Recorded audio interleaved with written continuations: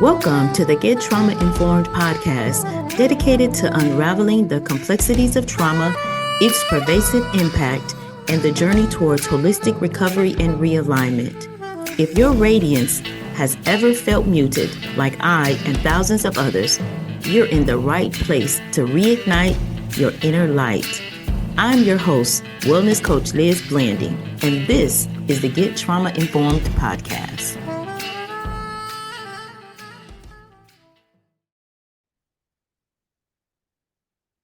Well, are you all in for an amazing treat today? Man, I am so very excited to have Clara Capano here. Yeah, you got it. Yeah, you're good.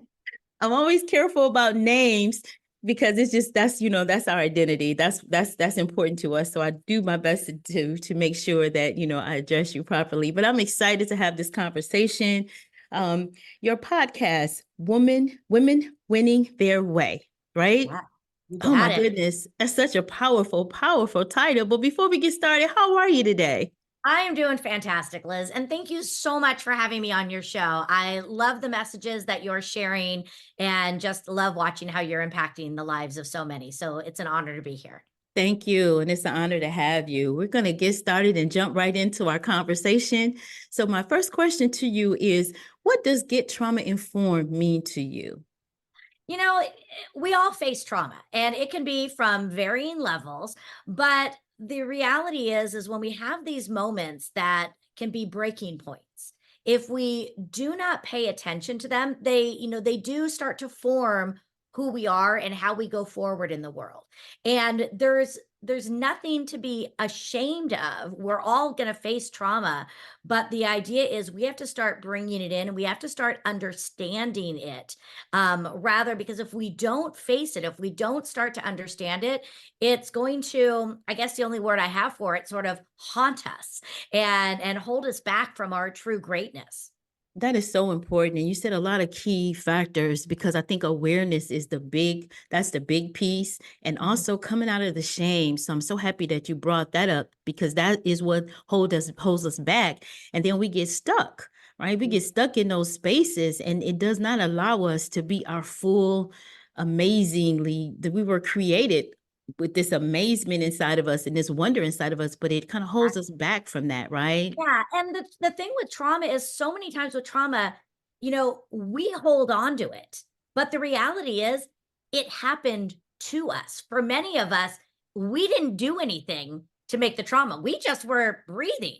It's usually something that happened to us from an outside source, an outside person, and then we hold on to it like it's something wrong with us. When what we have to do is learn how to again acknowledge it and say, okay, this happened, how is this shaping me? But we can take the control back and it doesn't have to define us.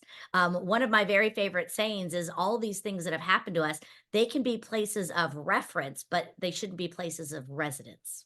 Oh my goodness. Oh my goodness. You are so powerful. And I know that your words are going to resonate with so many of us that have gone through trauma. And like you said, it's set up residency with us, right? And we don't know how to let it go. And that's why there's so many like programs. Once we come into the awareness that every decision that we're making, if we have not recovered from our trauma, if we're not on the other side of that, the trauma is impacting our decisions, right? Wow, Absolutely. wow. So I would love for you to share how how trauma, how you overcame some of the traumatic incidents that may have happened to you in your life. It's so interesting. I've been having this conversation with someone very close to me because um, through my growth, I'm starting to realize that there was some trauma that I hadn't really faced. It was almost like I had kind of forgotten about something that had happened to me, and it really has created this identity issue, this imposter syndrome that I've been carrying a lot, and this worthiness.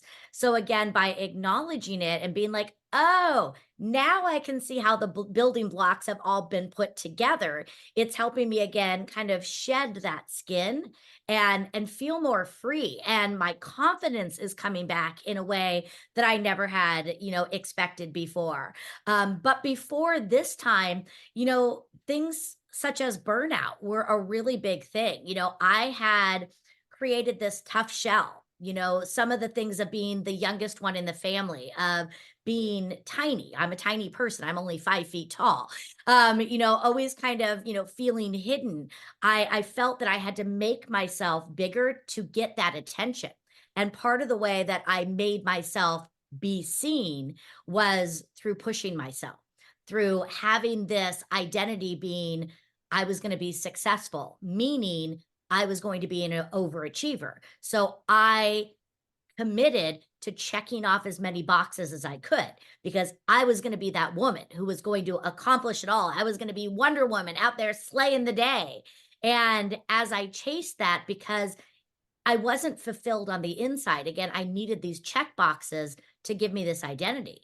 And, by the time I got into my mid to late 30s, I had to finally face it. And as I looked in the mirror, with all these titles behind me, stacks of business cards from all my titles that I had, and the fancy car and the house on the golf course and all these things, and realizing I was completely empty and I was not fulfilled in any way, and how that had, instead of made me truly connected with my path, I was so far disconnected from who it was I truly wanted to be. Oh my goodness.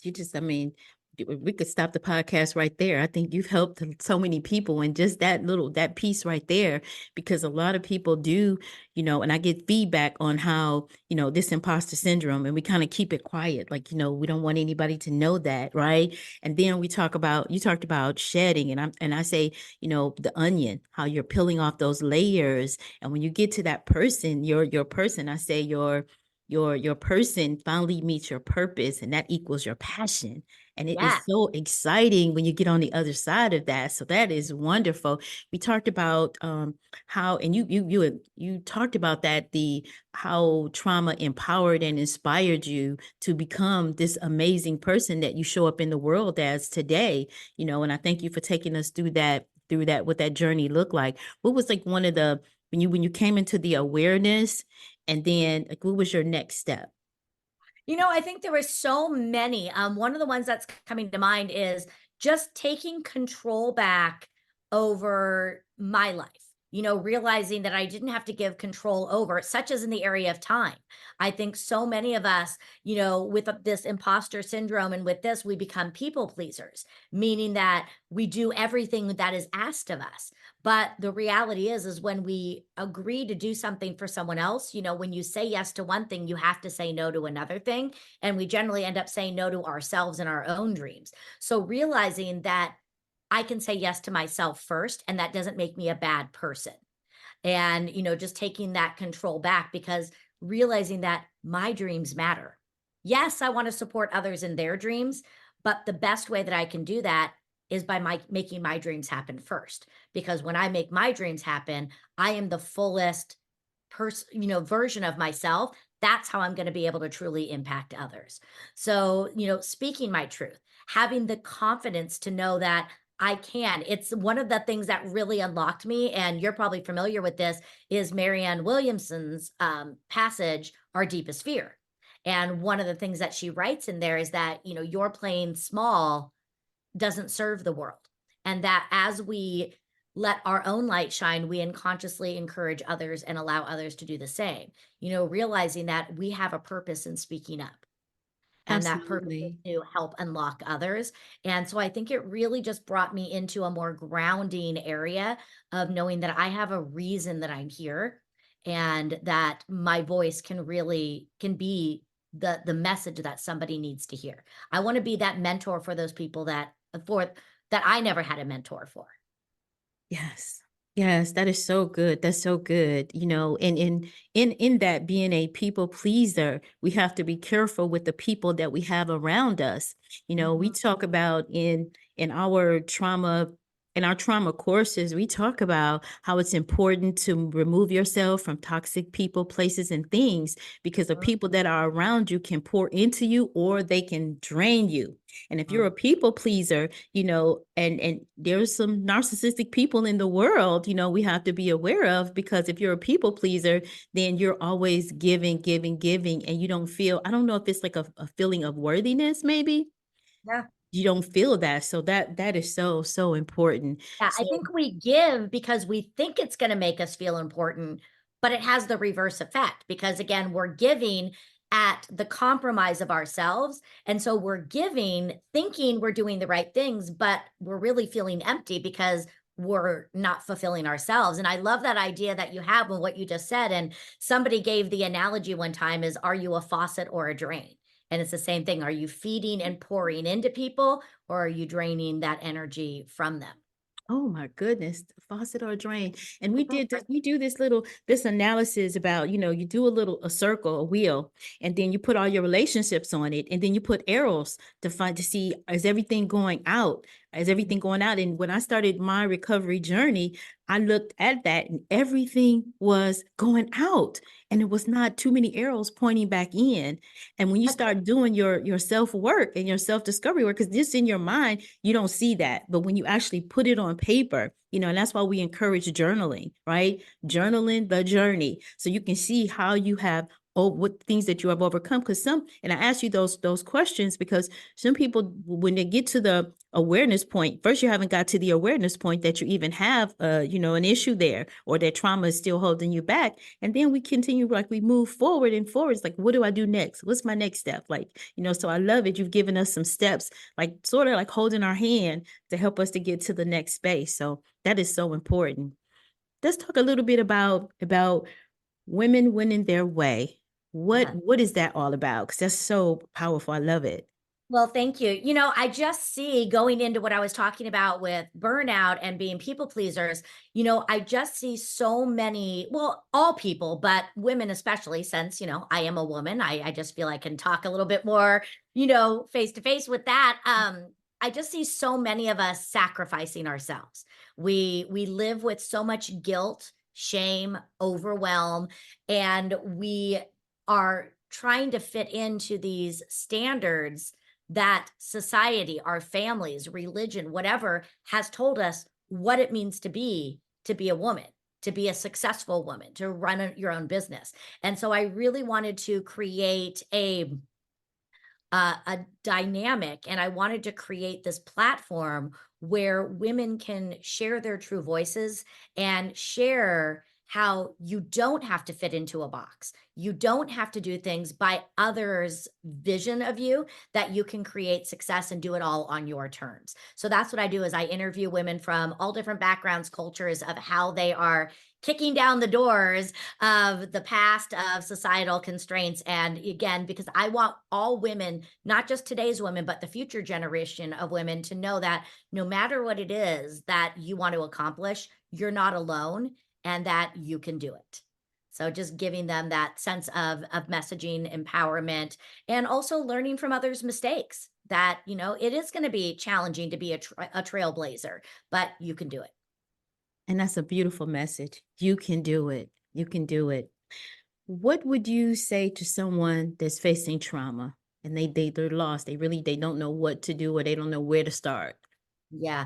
I would say you have to sit in the discomfort because the messages will come to you.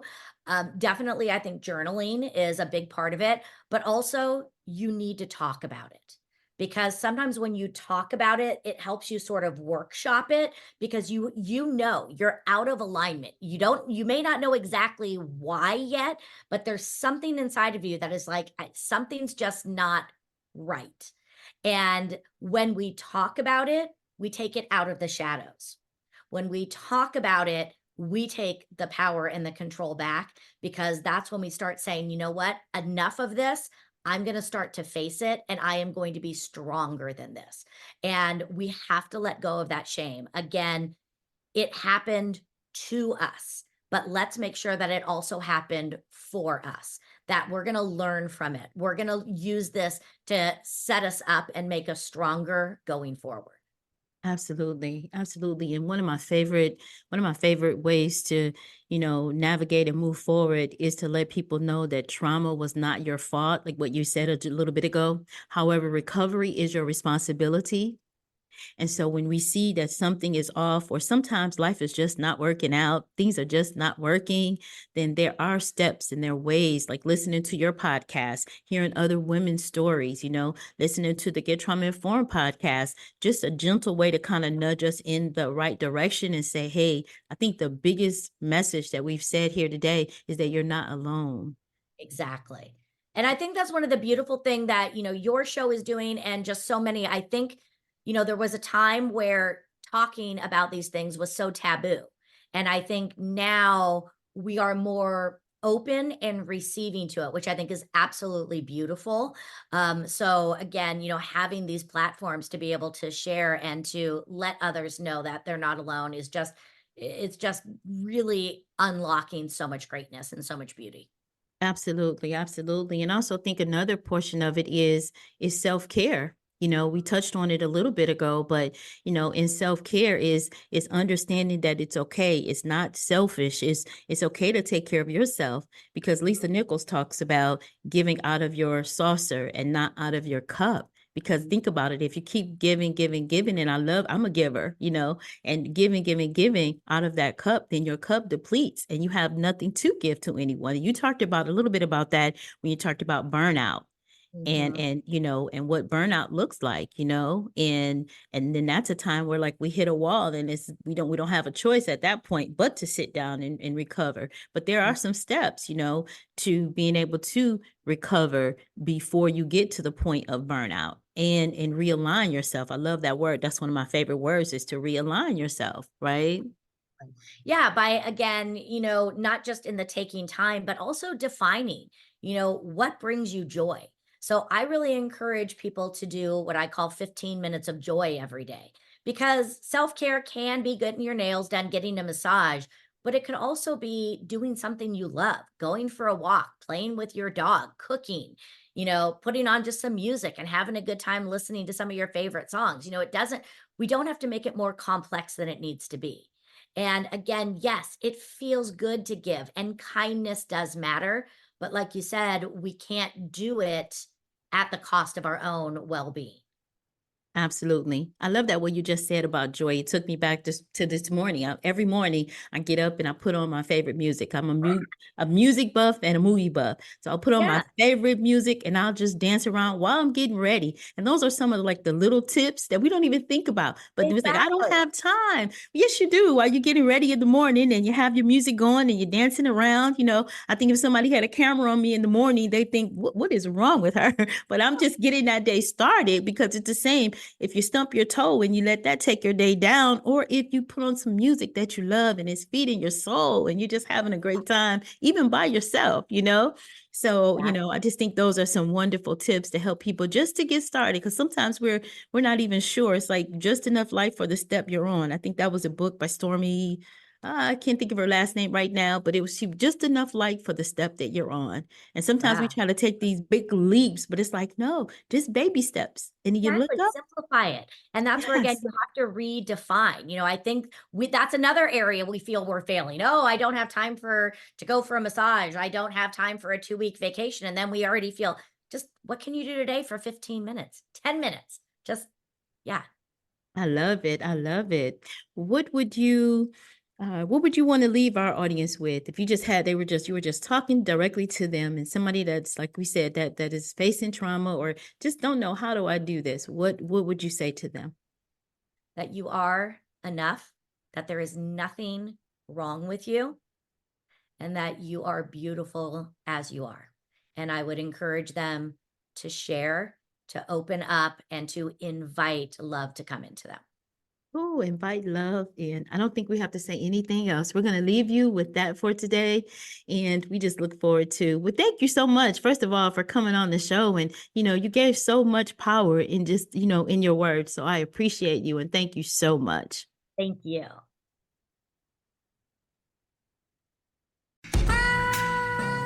It's time to buckle up. No more suffering in silence. Our Power Pack journey to recovery and realignment starts now. Remember, you were collateral damage on someone else's warpath. Trauma is not your fault. Recovery, however, is your responsibility.